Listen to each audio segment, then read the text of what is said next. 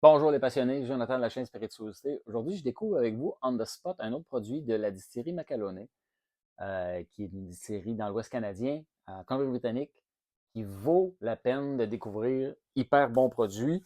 J'ai un produit que je vais découvrir avec vous On the Spot aujourd'hui, qui est un produit un peu spécial de leur gamme Peat Project. Donc, la gamme Peat Project, là, une vidéo que j'ai faite dernièrement là, sur eux, euh, Macaroni tourbe leurs produits sur place. Donc, vraiment, pour sécher le grain lors du maltage, on peut prendre de l'air chaud pour que ça sèche. Et comme combustible, bon, ben, des fois, on peut prendre comme énergie, on peut prendre de l'électricité, mais comme combustible, comme ils faisaient à l'époque en Écosse, ils brûlaient un combustible pour de la chaleur. Et nécessairement, à cause que ça brûle, ben, il y a des émanations de fumée. La tourbe qui se trouve à être l'espèce de couche de glaise terreuse qui est en train de devenir du charbon dans quelques 10 000 années. Ce serait du charbon, mais là maintenant, c'est pas tout à fait du charbon, mais ça brûle, ça ressemble plus à de la glaise. Et ils prenaient ça comme combustible pour faire sécher le grain.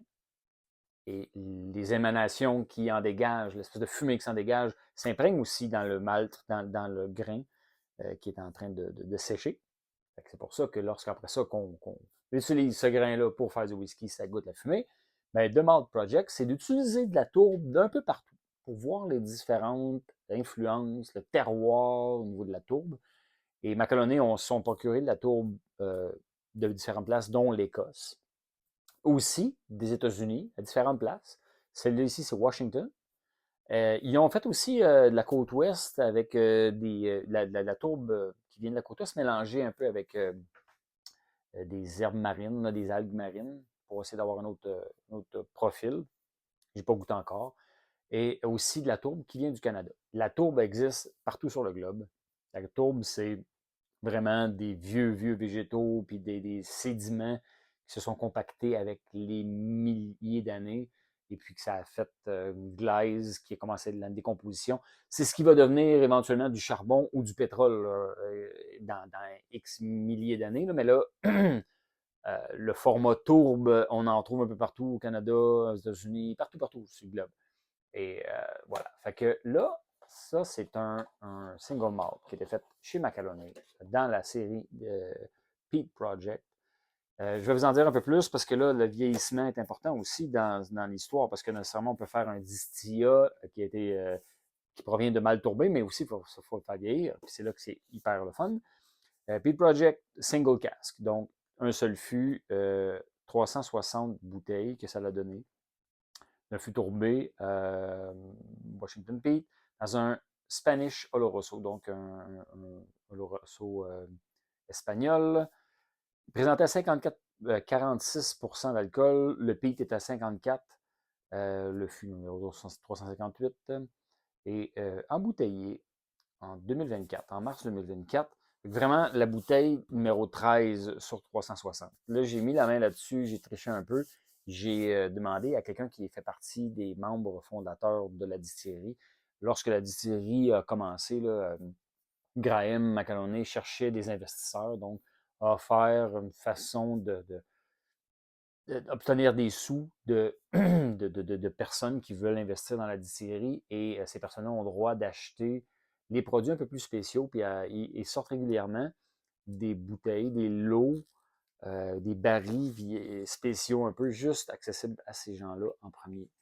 Et donc, je connais une de ces personnes-là et lorsqu'il y en a disponible, il est tout content, cette personne-là, de nous les rendre disponibles parce qu'il veut promouvoir la distillerie qui a investi dedans, mais aussi il sait très bien que ça plaît à des geeks comme moi, ce genre de produit-là. Donc, voilà. Fait que là, je viens de le déballer. On va goûter à ça. Spanish Oloroso, j'ai choisi ça. Ben, Oloroso et Tourbe, c'est gagnant. Et Pete, Pete Project, à date, j'avais entendu de très bonnes choses. Donc, je me suis risqué. Pas beaucoup de bouteilles. Fait que j'ai pas beaucoup de feedback sur d'autres personnes qui y ont goûté avant. Fait que vraiment, c'est comme un essai, mais en même temps, la distillerie Macalonné fait d'excellents produits. Là. Dans les dernières années, ils ont évolué, ils ont parfait leur savoir-faire et maintenant, ils offrent des produits qui sont généralement tous des coups de circuit. Euh, dans les fûts de sherry, on a le Capna Haven que j'ai déjà fait une dégustation avant et que je vous ai parlé, fait une vidéo et qui était vraiment une pure merveille. on l'a disponible en SAQ. C'est une valeur sûre, vous pouvez acheter ça sans vous tromper. Fait que là, je voyais un Oloroso tourbé, fait que ça m'a beaucoup tenté. Fait que voilà les premières impressions. Tourbe quand même assez dominante, mais des beaux fruits ronds, hyper agréables. Il est très, très agréable. En fait, on a une espèce de belle petite vivacité de fruits rouges, de raisins rouges, un peu de canneberge, un peu de framboise, avec la tourbe qui est quand même ex aequo, voire un peu dominante au nez. Mais l'équilibre est super bien. C'est vraiment un nez vraiment, vraiment très bon. On fait penser un peu au Cat Island, mais ajouter un peu de tourbe là-dedans. On a la tourbe qui fait penser un peu charbon, ben, plus cendre, charbon, mais une espèce de cendre de bois, là, de foyer lorsqu'on pelte la cendre, avec un qui reste du charbon au travers de ça. Petit côté tarte aux fruits, super bonne. Les fruits sont rouges, sont vibrants, là, sont présents, sont très très bien. Je trouve qu'il y a une belle densité et une belle présence au nez pour 46% d'alcool, vraiment. Très très bien. Il y a un petit côté sucre d'orge, les pommes enrobées de sucre d'orge. Il y a un petit côté foin, là j'hésite, le foin sec. J'ai un peu des deux. J'ai un peu de foin sec, j'ai un peu d'herbe un peu plus humide. Un petit côté forêt après de la pluie. Parce que le côté boisé est quand même assez présent. Vraiment très beau nez. Vraiment, je suis content. Ça projette ce que je m'attendais à ce que ça sente. J'ai hâte de voir si ça va goûter dans la même lignée que ce qu'on a au nez. Mais là, le Rosso fit parfaitement avec le profil macalonné, avec qu'on a de la tourbe. Le produit que j'ai goûté, là, que je vous ai fait une vidéo, était très, très tourbé. Celui-là, en plus, la tourbe est un peu plus modérée. Donc, ça le rend un peu plus accessible, super intéressant. L'équilibre, parfait. On a la tourbe, mais on a les fruits, on a le petit côté oloroso qui est si soyeux, si intéressant avec la tourbe. L'équilibre est juste wow. On plonge sans plus tarder.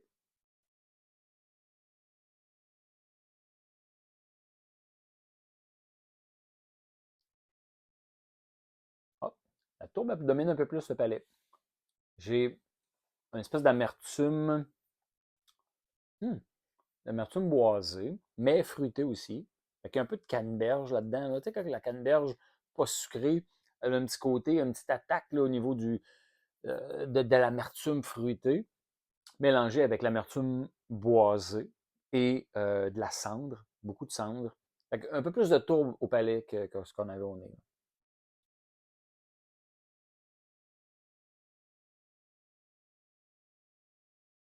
Moins moins rond en bouche, un peu plus suette, un peu plus amer que ce qu'on avait au nez. Le nez, l'équilibre était juste parfait. En bouche, on a une certaine amertume, une petite morsure, une petite vivacité qui est un peu surprenante parce que le nez était tellement doux, tellement rond que j'étais un peu surpris. Là. Je m'attendais à un peu plus de sucre, mettons, un peu plus de rondeur en bouche. Mais c'est pas désagréable parce que le fruit est quand même assez présent. Fait que, faut que je retourne. Ouais.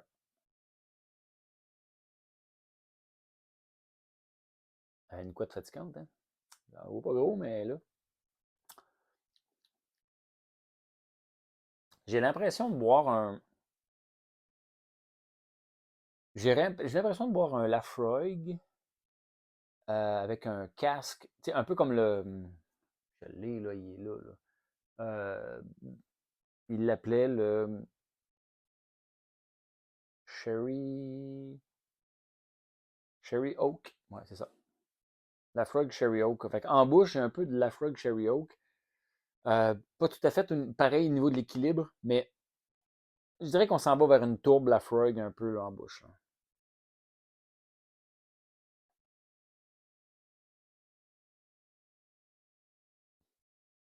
Je pense que le Lafroig Cherry Oak est un 10 ans. Celui-là ici, je ne peux pas savoir l'âge, je crois.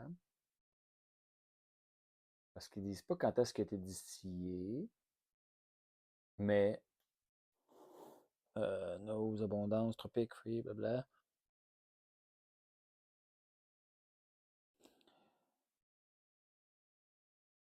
Ah, c'est ça, j'ai pas l'âge comme tel, c'est un no age statement, je sais pas. En tout cas, bref.